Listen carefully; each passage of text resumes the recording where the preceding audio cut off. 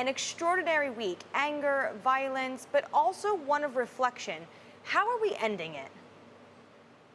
Well, as Tony Capaccio, one of our reporters that covers the Pentagon, reported earlier, there are now 7,600 National Guard, law enforcement officers, and some active duty military, but they're stationed outside the city. Here in Washington, there was, I don't know about New York, there was a severe rainstorm tonight, and there were some protests. But there was no curfew tonight, and the protests were quite peaceful. And there was new fencing near the White House, which has kept the perimeter a little bit further away than what it was. But this, I don't think we should assume that this is suddenly going to go away. As you pointed out, the memorials for George Floyd. There was one in Minneapolis on Friday. There's going to be more in North Carolina, and then in his hometown, finally a funeral in his hometown of Houston early next week.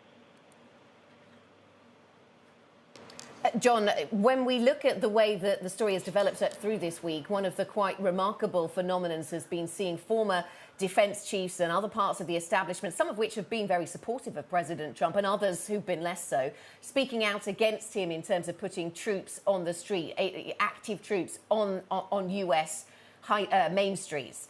How has the latest intervention from Defence Secretary Jim Mattis, former Defence Secretary, how has that played into that narrative? Well, the fallout is continuing. Just on Friday, Senator Lisa Murkowski of Alaska, a Republican, not a terribly loyal one to Donald Trump, praised Mattis and said basically that he said, gave voice to something she'd been thinking for some time, and that she was struggling about whether she would support Trump in the election. Now, she is something of an outlier. She did not vote for Trump in 2016. She has supported his agenda more or less, but this is not a loyalist turning on him.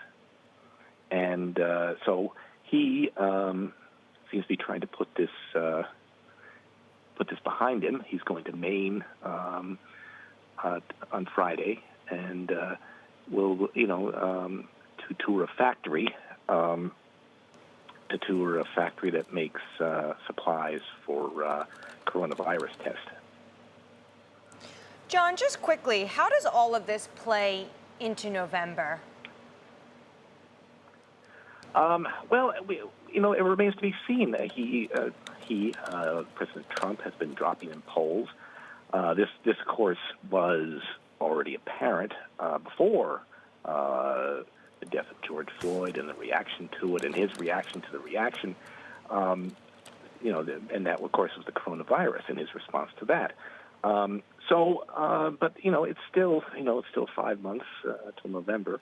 As I said, he's going to Maine, and what's interesting about Maine is they have they don't give the winner of the or whoever comes out ahead in the election all the electoral votes, and that was very important in the last election. He won one electoral vote in Maine, and that's all he really needs, really.